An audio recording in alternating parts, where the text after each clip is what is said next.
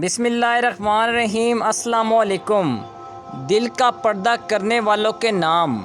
ایک مرتبہ سیدہ اسماء بنت ابو بکر رضی اللہ تعالیٰ عنہ کھجوروں کی گٹھلیاں سر پر اٹھائے ہوئے مدینہ کے اطراف میں جا رہی تھی۔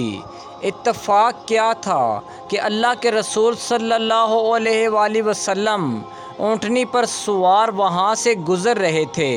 وہ ان کی سالی بھی تھی اور پھوپھی ذات بھائی زبیر بن عوام رضی اللہ عنہ کی بیوی بھی تھی۔ آپ صلی اللہ علیہ وآلہ وسلم نے فرمایا، رک جاؤ، اسماء کو بھی سوار کر لیتے ہیں۔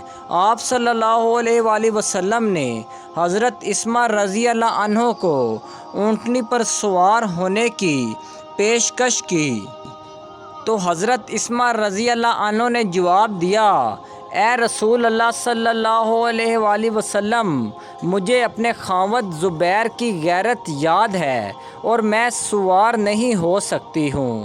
آپ نے نبی کریم حضرت محمد صلی اللہ علیہ وآلہ وسلم کے ساتھ اونٹنی پر سوار ہونے سے معذرت کی۔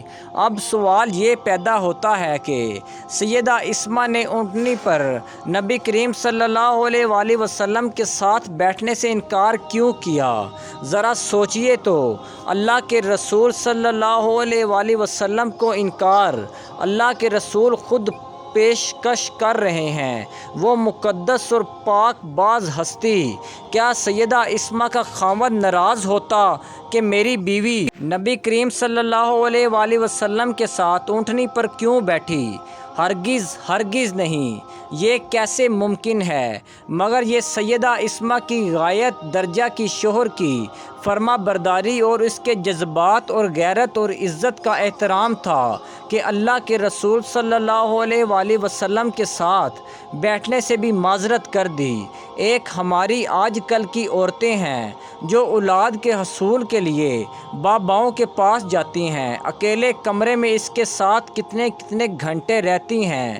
کتنے عاملوں نے عورتوں کی عزتوں کو لوٹا۔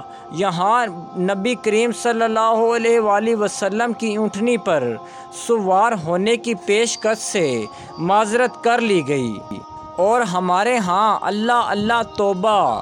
ان لوگوں کے لیے لمبا فکریہ یہ ہے جو یہ کہتے ہیں دل اور نیت صاف ہونی چاہیے۔ نبی پاک صلی اللہ علیہ وآلہ وسلم سے صاف دل والا کون ہوگا؟ ہم ان کی خاک کے برابر بھی نہیں۔ حوالہ جات: حدیث نمبر 5224، مسلم شریف حدیث 2182، اسد الغابیہ 309 سواد جیم 2۔ اگر آپ کو میری کہانیاں اچھی لگتی ہیں تو مجھے ضرور اپنی رائے سے آگاہ کیجیے گا اور میرے چینل کو سبسکرائب کیجیے گا۔ اللہ پاک آپ سب کو سلامت اور خوش رکھے۔ خدا حافظ۔